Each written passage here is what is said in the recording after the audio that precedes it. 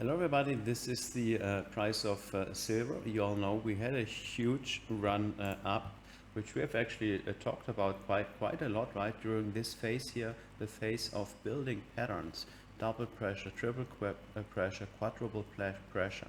Plus we had these stop run levels going back quite a long time. Let's just show the quarterly chart. So basically this is another stop run level from the last silver high in 81, I think. I remember that when I was a kid. And that clusters with this recent high in 2011, and now we have basically spiked through those levels. We made a huge move. Now this move, huge, it looks gigantic. That's a linear scale, but it actually shows you better what actually silver did. Silver started here less than a year ago from around $20, and it went above, slightly above 120. So it more than quadrupled in value. Now what we saw just here, that was a 30 today. Let's just move back here on a daily. That was just a $30 pullback here. Well, $30, if we compare it to the start of the move, we were at 20. So it pulled back more today, a year later, than it was a year ago. The total value of silver, which was $20. So that already tells you that's a huge move. 1 year ago, nobody would have thought this would happen. Well, including ourselves. Right? This is a very big stop run move. Typically, a stop run move would go somewhere here, and that was actually our target window. Starting from 70, there was a target window, and then we said, well, 100 is a big psychological number, so it's a magnet, and then it broke that magnet.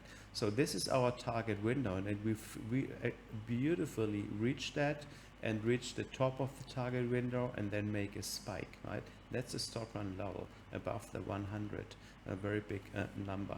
Now this is a linear scale. It's actually always better, especially if trends go exponential, to not use linear, but actually use logarithmic. It's much better to analyze the charts. So that's what we see here. Let's just move that back to the monthly and go back to the 4 chart layout. So this is what it did, right? I had my my alarm here. It had broken to a new high, and then it was just exhausting. It could not produce a stop run move. Actually, I was a bit lucky. I took another 30% profit of my holding. I took back here, right, during the Corona crisis at $17. I took another 30% up here, and then it fell apart. Now, what does that mean? Well, it probably means that this huge move, this is one stop run move, right? With only one or two. Well, we don't even have 2 bar pullbacks. Well, here maybe with 1 bar pullbacks. This is a one directional move, right? That's a momentum move, and that cannot be very stable, and that can fall apart at any time. And what we see here, well, that's probably, well, that is the first move. It might be the first move of a series of bounces, meaning a consolidation might form here as 1, as 2, or it is the first move of a multi-leg pullback. Now, if it is consolidating here, it would basically look like this. This is the momentum move, and then the consolidation forms up here. This is why I've drawn the line. Well, that could happen, right? Sometimes we get a huge move, and there's a consolidation up here at the upper part of the pole. Well, actually, I don't think this will happen here. I think we'll pull back further. Why? Well, if you look, because there's some harmonic with the charts, right?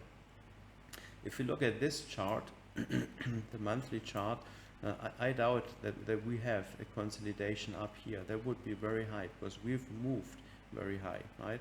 Like from a monthly perspective here, I would rather think it comes back to somewhere around this level. That's just drawn, best guess, to around $40, like coming back to below this last high and finding basically support somewhere here. Well, that would mean this is $40. Well, that would mean, I mean, going back like two-thirds, right? Retracing 2/3. This is why I was taking profit along the way, because I don't want to see it retrace 2/3 from here. And if it does, I mean, this is a multi-year consolidation. If it comes back here and is a monthly consolidation, right? It will come and produce a first bounce, another bounce, another bounce, another bounce, another bounce. Will probably 28, 29, 30, right? I don't want to wait that long, 4 years. I want to put it in other asset classes and other symbols. So I'm actually planning to get out of most of my. I still want to keep a core silver position. Probably a position I had when I started out here in the beginning. Probably I'll hold that position. I'll have to bank in a little bit more. So how? Well, what we see here, well, that's a very volatile spike, right? It's basically coming back to test the 200. And now it's weekend. There was a Friday spike. It's actually good to be Friday because the sell-off occurred on Friday and not on Monday. Monday could have created a panic, and we could have seen much lower prices. So the panic has happened on Friday, so people have time to think about over the weekend, right? It's usually better to get emotions into check. And a lot of people might think, hey, we haven't been part of that silver run. We actually are smart. We're getting in now after this big pullback, and they're buying here because it's cheap, right? 85 to 120. That seems cheap. That's a 30% pullback.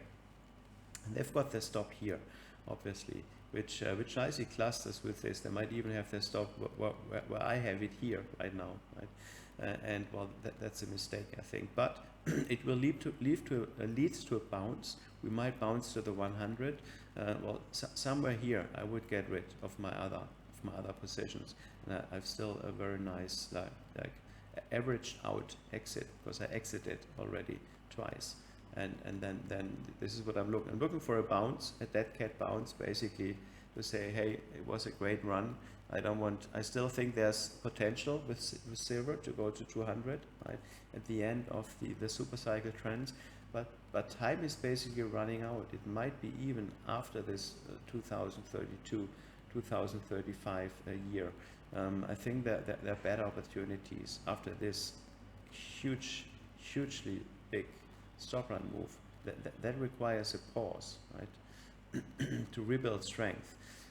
So very interesting. I made a lot of money with that. Very happy for it.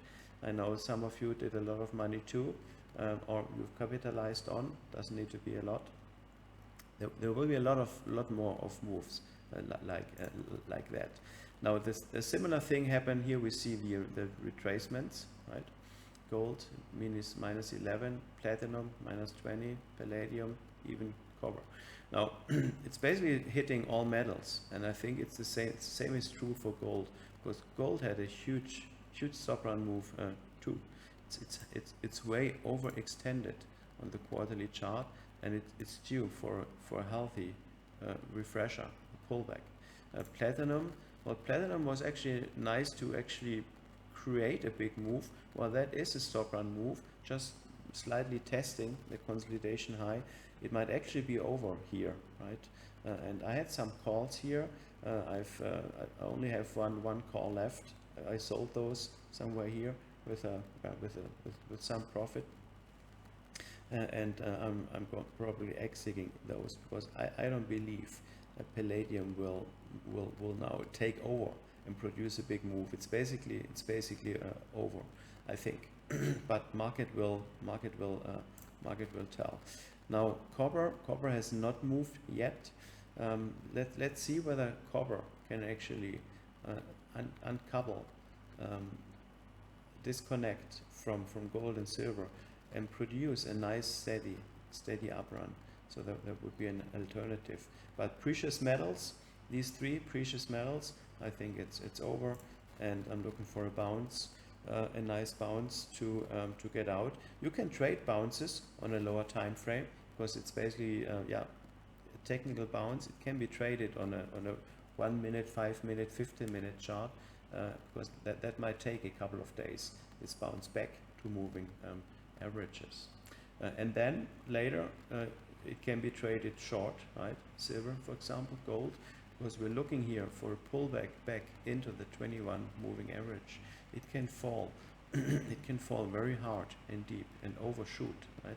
So basically we're looking here for silver around 30, between 30, 30 and 40. That's basically the target area. So I hope that helps. It was a great time for traders and investors, and keeps being great, not so much for investors, but for traders that can trade it short.